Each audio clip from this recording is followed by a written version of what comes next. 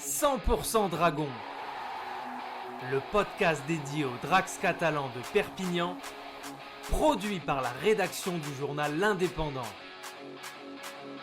100% Dragon, l'émission de l'Indep qui suit l'actualité des Dragons catalans qui évoluent en Betfred Super League. C'était le round 5 du championnat le week-end passé. Les Drax étaient en déplacement à Castleford pour affronter les Tigers. À une semaine de recevoir Saint-Helens à la maison, les Drax ont remporté leur première victoire en Angleterre, leur deuxième consécutive en championnat et la troisième, toute compétition confondue. Bruno, les Dragons respirent depuis le coup de sifflet final. Exactement, mais ils respiraient déjà à la mi-temps, puisqu'ils étaient devant 14 à 0, alors des conditions terribles. Énormément de pluie en première période qui ont rendu les conditions de jeu difficiles. Un stade de Castleford qui a eu du mal à absorber toute l'eau, donc beaucoup de flaques et de boue en seconde période. Donc ça met un contexte de match de guerriers, de gladiateurs, et ils ont répondu présent, les Dragons, dans l'engagement, dans la détermination, dans la vaillance, vraiment. Alors, il y a ce petit trou d'air en fin de match pendant ce dernier quart d'heure où ils concèdent leur seul et unique essai. Mais cette équipe, malgré les conditions difficiles, n'a pas eu peur de jouer, de sortir les ballons autour de Luc Khiri.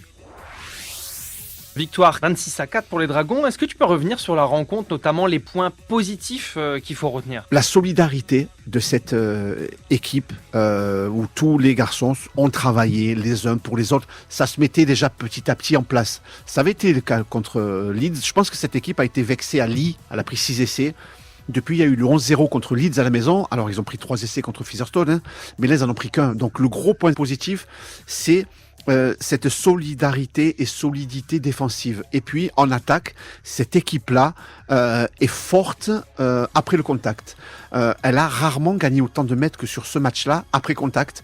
Il y a des garçons qui, une fois que la défense était là, ont gagné quand même 50-60 mètres sur le match. Je pense à Julien Bousquet, à Nico Trich, à Rémi Smith ou Mathieu Laguerre. Ce sont des chiffres important. Ça prouve la dimension physique de cette équipe d'absorber le plaquage, de résister et de continuer à avancer. Et puis, autre point positif, c'est l'organisation collective qui se met en place avec Luc Khiri. Ça fait un moment qu'on en parle dans ce podcast. Là, il a été accompagné du jeune Guillermo Espiro-Buchet. C'est une belle satisfaction d'avoir tenté, mis ce garçon de 19 ans. Et puis Sam Tompkins a encore été incroyable. Les performances que tu décris s'en mettent aussi en avant, puisque les conditions de jeu étaient vraiment exécrables. Et j'imagine que ça ne doit pas être évident d'avoir de telles performances avec de telles conditions de jeu.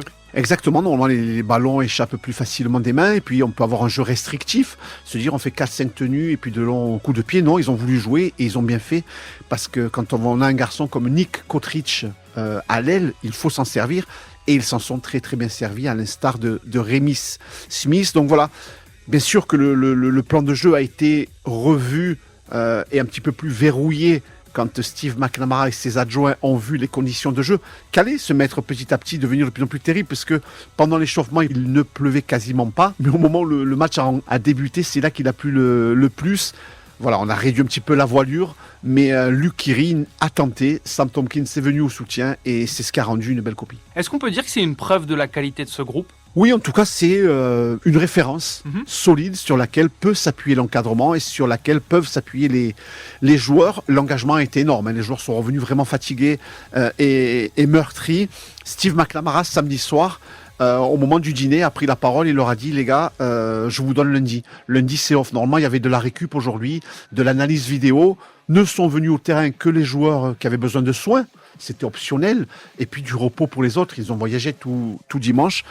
Voilà, il y a eu cette récompense quand même donnée par l'encadrement parce que vraiment, les conditions ont été terribles et bien entendu, ça a joué sur les organismes quand il y a énormément de boue. Voilà, j'ai rarement vu les joueurs aussi meurtris physiquement et avec des traumatismes aussi après cette rencontre. Après cette rencontre, est-ce qu'on peut dire que la saison est définitivement lancée avant d'affronter Saint-Helens ? Oui, bien sûr. Alors, on sait que la vérité du dimanche n'est pas forcément celle du week-end qui suit. C'est dans tous les sports pareil. La performance demande à être validée le week-end prochain.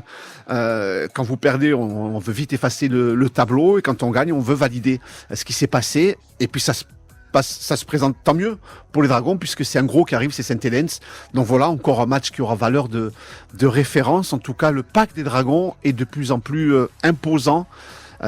avec bien entendu Julien Bousquet, mais Chris Satae et Tevita Pangai Junior apportent une réelle dimension physique à cette équipe.